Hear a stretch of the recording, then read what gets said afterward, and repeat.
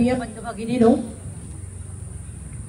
आज तुम्हा सगळ्यांना एकत्र बघून केवळ ह्याच गावातले नाही तर आजूबाजूच्या गावातले देखील अनेक व्यक्ती आज या ठिकाणी आलेले आहेत आणि आपल्यातली जी एकी तुम्ही दाखवून दिलेली आहे त्याबद्दल मला तुमच्या सगळ्यांचं पहिलं अभिनंदन करायचं आहे. कारण हा जो प्रश्न आहे तो आता फक्त एका गावापुरता मर्यादित नाही, तर हा प्रश्न पुढे हळूहळू आपल्या घरापर्यंत तो येणार आहे. ज्या वेळेला FSI वाढवला गेला त्यावेळेला आम्ही त्याला विरोध केला, कारण आम्हाला कल्पना होती की हा FSI वाढवल्यानंतर याचा फायदा केवळ बिल्डर लोकांना होणार आहे, स्थानिक लोकांना मात्र त्याचा त्रास होणार आहे आणि त्याचं जिवंत उदाहरण हे आपलं गाव आहे.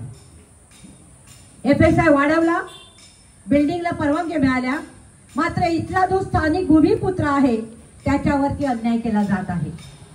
काल आम्ही एकत्र सभा घेत असताना त्यांनी सांगितलं तेव्हा खूप वाईट वाटलं की वर्षानुवर्ष आपल्या आजोबा पणजोबापासून अगदी त्याच्याही पुढच्या पिढीपासून जी आपली घरं आहेत त्या घरांना मात्र संरक्षण न देता तिथे केवळ बिल्डिंगला परवानगी देऊन त्यांना वाचवण्यासाठी आपल्या घरावरती नांगर फिरवायला घेतलेला आहे.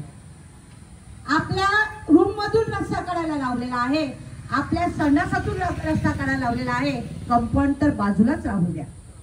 ही परिस्थिती आज निर्माण झालेली आहे. आम्ही इथले स्थानिक भूमिपुत्र जायचे कुठे, आम्ही काय करायचं, आणि त्यामुळे आपल्याला हा फक्त ह्याच गावाचा प्रश्न नाही, पुढे पुढे असंच वाढत जाणार आहे. तेव्हा मिलिंद कारोळकर बोलत असताना त्यांनी आपल्याला वसई न्यू इंग्लिश स्कूलच्या बाजूच्या जे प्रोजेक्ट सुरू आहे त्याचं उदाहरण आपल्याला दिलं.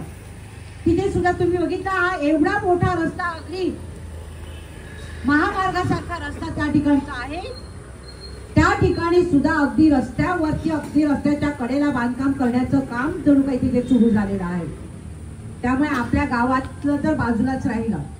आणि म्हणून मला तुम्हाला सगळ्यांना एक विनंती करायची आहे की आज फक्त तुम्ही काल सांगितलं आणि आज एवढ्या मोठ्या प्रमाणामध्ये आपण जमलेलो आहोत. आपल्याला अशीच आपल्यातली एकी दाखवायची आहे, नाहीतर आपल्या भूमिपुत्राला येथून कधीही हाकलून दिलं जाईल आणि आपल्याला त्या वेशी बाहेर काढलं जाईल आणि इथे मोठ्या मोठ्या बिल्डिंग उभ्या राहतील.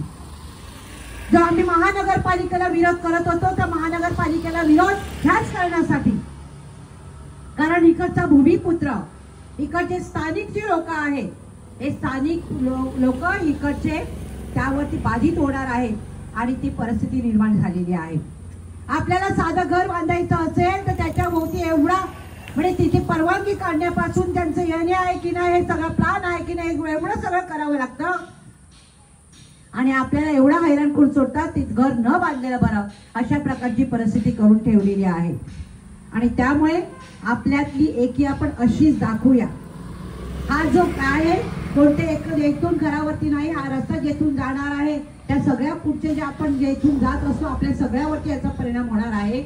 आणि जो आपण सांगितलेला आहे आमचा जो रस्ता आहे 12 मीटरचा जो रस्ता आहे तो 12 मीटरचा रस्ता आमचा तसाच राहिला पाहिजे आणि आमच्या स्थानिक भूमिपुत्राच्या घराला, साध्या कंपाऊंडला किंवा जमिनीला सुद्धा थोडा सुद्धा हात न लागता जो रस्ता आहे तो ठेवायचा आहे. पुढचे तुमचे जे प्लॅन आहे ते प्लॅन तुम्ही तुमच्याप्रमाणे करा, काय करायचे ते. आम्ही एकही काडी मात्र जागा देणार नाही. जो प्लॅन आहे तो दुसरा कुठे घालायचा तिथे घाला, मात्र आमच्या भूमिपुत्रावर कुठे अन्याय होता कामा नाही ही भूमिका आपण घेतलेली आहे. कालपासून त्यांनी सुनावणी सुरू केलेली आहे.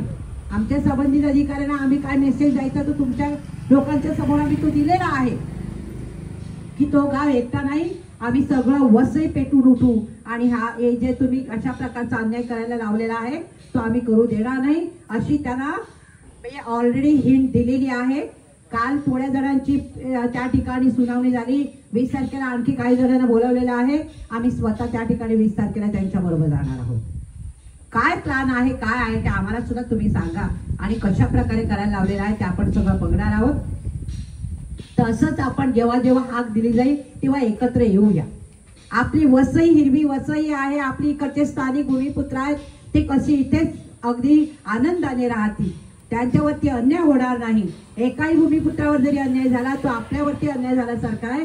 तर आपण एकत्र राहूया आणि आपल्यातली अशी एकी कायम ठेवून आपण जे पुढचं पाऊल आहे ते उचलूया. कदाचित आपल्याला कोर्टात तर म्हणजे न्यायालयीन लढाई तर लढावी लागेलच, मात्र आपल्याला रस्त्यावरची लढाई देखील लढावी लागेल. त्यावेळेला आपली सगळी कामं किंवा आपली नोकरी असेल किंवा काय असेल ते बाजूला ठेवून आपण त्या ठिकाणी यायचं आणि आपल्यातली एकी अशीच आपण दाखवायची आहे. धन्यवाद.